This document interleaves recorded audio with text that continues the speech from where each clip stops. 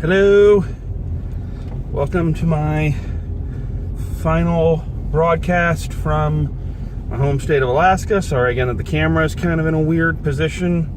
Long, boring stories, nothing you want to hear about. Okay, so as I'm recording this, it is the beginning of my least favorite week of the whole year, and that is my final week in Alaska. On top of that, I have a tech week on top of it, so I'm not looking forward to this week. So to start off, you think, okay, this week's going to be kind of hell, going to be stressful, so what do I need to do? I need to go see a movie that's just kind of dumb and, you know, kind of just fun to watch. So let's go watch The Rock fight a skyscraper. And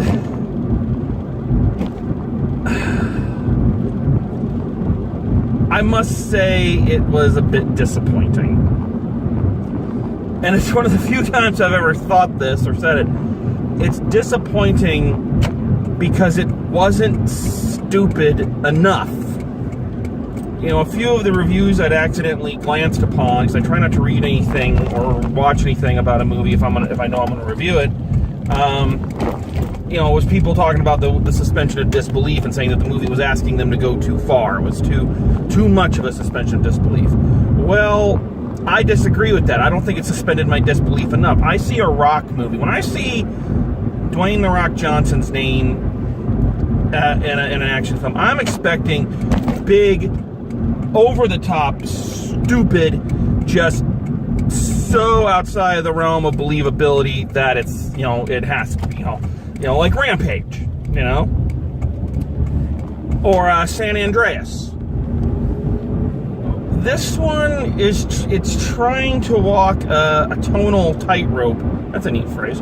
A tonal tightrope between being die-hard levels of seriousness and a Rock movie level of silliness, and it doesn't do either one fully or very well. If you want to make something a little bit more, you know, Die Hard meets The Towering Inferno, both of which are goofy films, but we're trying to take things somewhat seriously.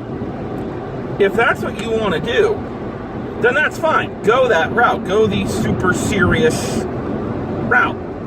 But you can't start us off with a premise like The Rock fights a skyscraper and not go all the way. You know, the film is a little too safe. So it leaves a very, very bland taste in your mouth. You know, like I was waiting, like, oh, and suspension of disbelief is an odd thing because it's different for each person. But I was expecting, like, Hurricane Heist levels of stupid, and didn't get it, and was kind of disappointed. You know, it's funny, considering that the last movie I saw with The Rock was based on a video game.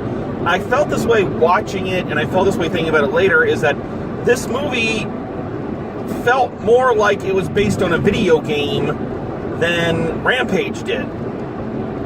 Because the film is laid out almost exactly like a video game. And honestly, if I'm being truthful, a video game I wouldn't mind playing. You know, you have this technological skyscraper with, you know, all these different levels and all these different environments. You've got to climb things to get in and out. You know, there's a fire, so you have to go around. You have to avoid things. You got all these cartoony villains that you have to fight. You know, you're trying to save your family. You know, like I say, everything about it, even when they're describing the setup at the beginning, feels like a tutorial for a video game.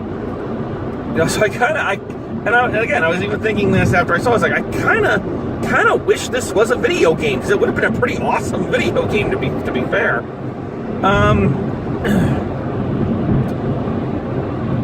Yeah. So, is it all bad? It's not bad. I've definitely seen worse. I've seen worse this year. I've seen worse this summer. but there's nothing really to it. There are some goofy things in this film, I feel like, and not goofy in like a funny way, but just goofy in a, So, at the top of this skyscraper, there's this sphere, right? They call it the Pearl. And the big question is, what's inside? Ooh, what's inside? At the very beginning, the Chinese guy who owns the place takes the rock inside to show him what it is, and it's basically a high-tech hall of mirrors. Seriously. Like, it's digital screens that come up and create a hall of mirrors effect. That's the big fucking secret? That's what you were hiding? And he's like, well, the tourists will come to see this. It's like, so the tourists are going to come to your technologically advanced building, pay God knows how much money to go to a thing they basically could have gone to Coney Island for and paid 50 cents to be in. And it's one of those things that was so weird that I spent a lot of the movie going, what in the fuck would the practical purpose for this be? Now, the plot purpose is that it was setting up a weird place for Final Showdown to take place, and that's exactly where it happened. Like, really, it's almost like telegraphing. They go and they show you this, you're like, Final Showdown, Final Showdown, Final Showdown. And like I say, that's kind of the video game aspect of it. A lot of these things, they're going through the building and describing it, the big turbines that power it. There's an entire several levels. It's like an indoor garden, so it's like an indoor mountain with a waterfall. And you're just sitting there going, okay, there's going to be an action scene there, there's going to be an action scene there, there's going to be an action scene there. And he shows him the mystical high-definition hall of mirrors, and you're like, Final Showdown. Which is fine, but come up with some practical reason why you would need this fucking hall of mirrors. Like, maybe it was a solar power generator or something, and the mirrors were just, the fact that it was reflecting is just kind of a fluke, but something that the good guy could use. But no, that was the whole purpose. It's a hall of mirrors. And everyone's acting like The Rock is acting when he's showing him this, like he's never heard of such a thing. Oh my God, a place that reflects all over the place, so I don't know which one's real. Never seen or heard of it before. So yeah, so that's a thing. There are some good things about this movie. There are some things I liked, and I kind of wish there was a little bit more of. So one of the cool things, it took me a little while to realize they were doing this, is that I made the comparison before. It's kind of like, it feels like Die Hard meets the Towering Inferno. But here's the interesting thing about the setup.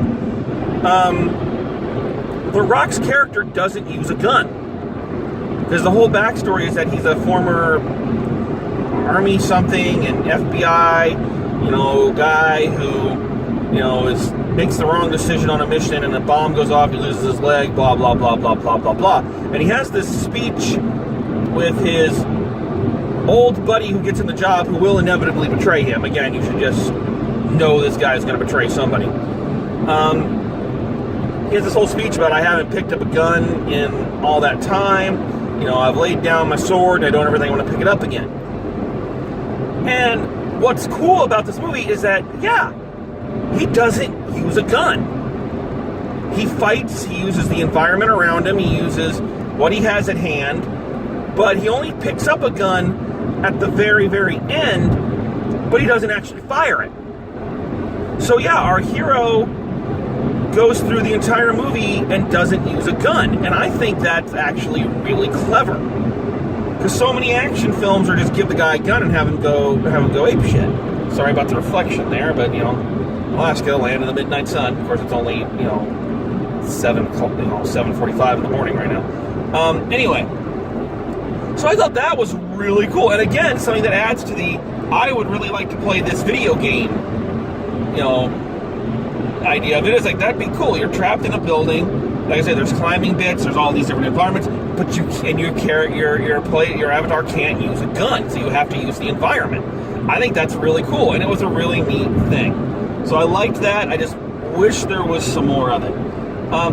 Before I get into the other thing I liked, something else that was weird about this movie. This movie had what I refer to as a laugh track, almost. Like, as The Rock is doing all these things, as he's like, there's the whole, like, big set piece where he's climbing the the crane so he can jump over into the thing. Well, as he's doing this, they have a news camera crew following him.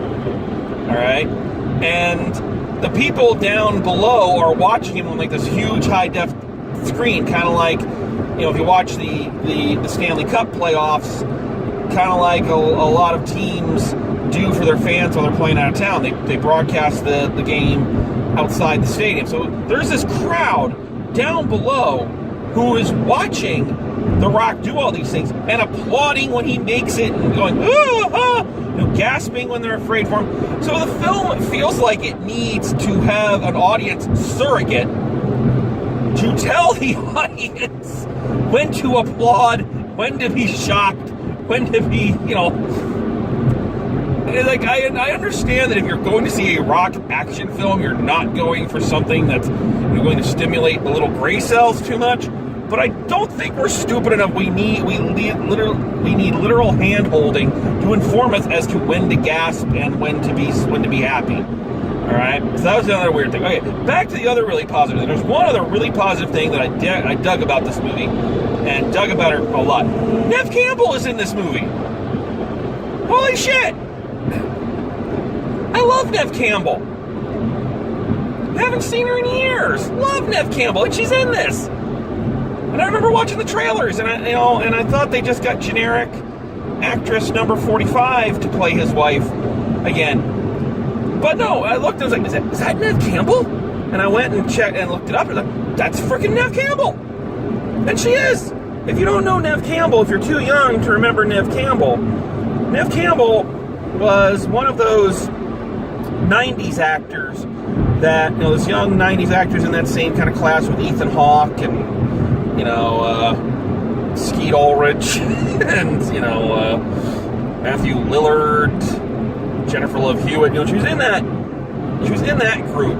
And if you want my honest opinion, I thought she was the most talented one out of them. She was on Party 5, one of my favorite shows. She headlined the three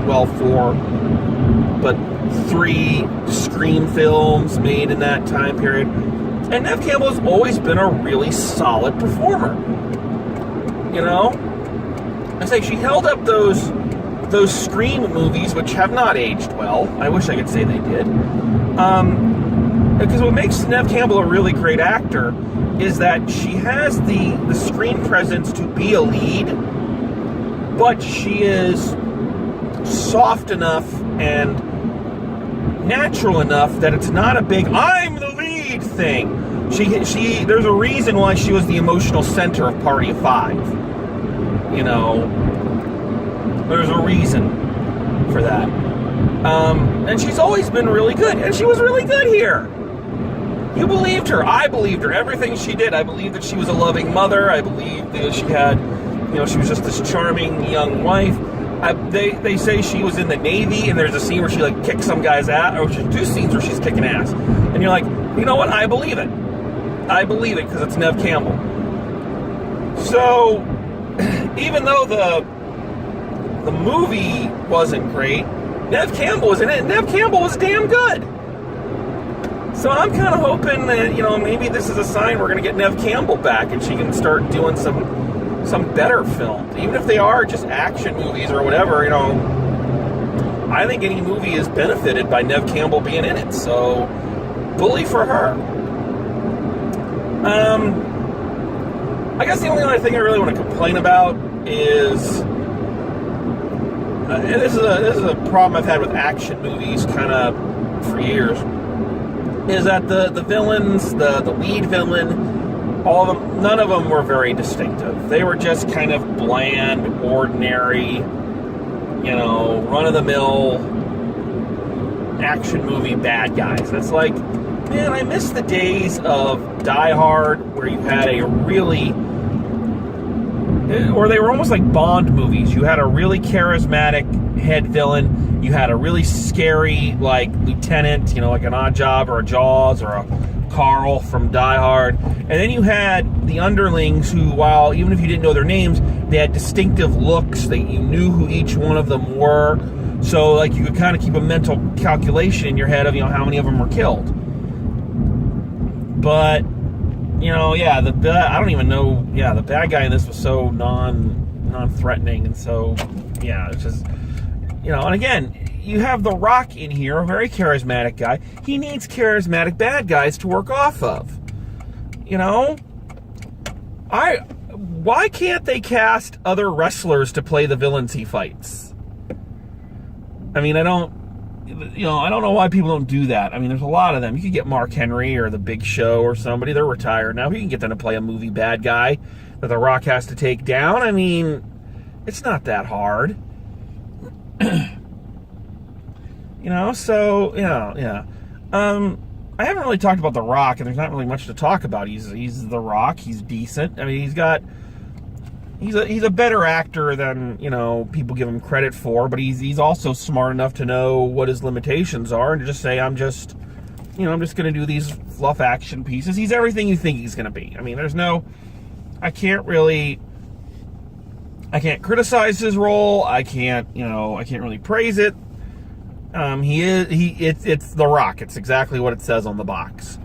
And I think that's good. I like The Rock on screen. I like his movie persona. I like a lot of what he does. So, one other really weird thing I'm gonna talk about just for a second. This sounds terrible, so please forgive me. I'm glad in this movie they gave him children that actually look like they could be his children. Like I remember in San Andreas, they gave him a girl who was slightly tan. And slightly tan in the same way I as an Italian and slightly tan. And it's like, the dude is Samoan and African American mix. If you have a kid with them, they're gonna come out with that lovely, that nice coffee flavored skin he's got. That's genetics, dude. You're not gonna get a girl who is tan because she went out in the sun. So I like they gave him kids that actually, look like his kids. The kids weren't bad. They were kids. Again, they weren't terrible. They didn't say or do much. They were just kind of there to run around and be plot devices. So they served their purpose. So, all right. So I guess we got to do this. Final grade for Skyscraper. I'm going to say a C. Solid C.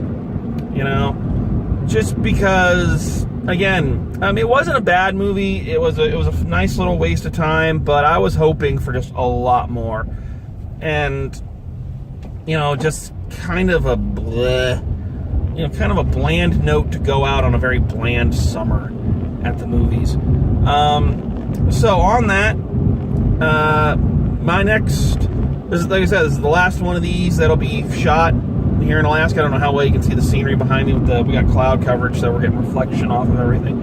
But the last one of these I'm doing from Alaska. I'll be posting all these as soon as I get back. So the next one I'll be doing back in Tennessee. I'm kind of looking at the release schedule and some of the trailers that are coming out, and it's possible that we might be able to squeak a halfway decent year at the movies out of this turkey that 2018 has been.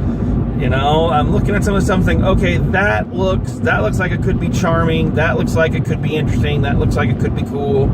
So we might get lucky and have a passable year, because this year at the movies has been pretty bad and pretty dull. So let's hope that these latter ones going into the latter part of the year can maybe swoop in and save us a bit.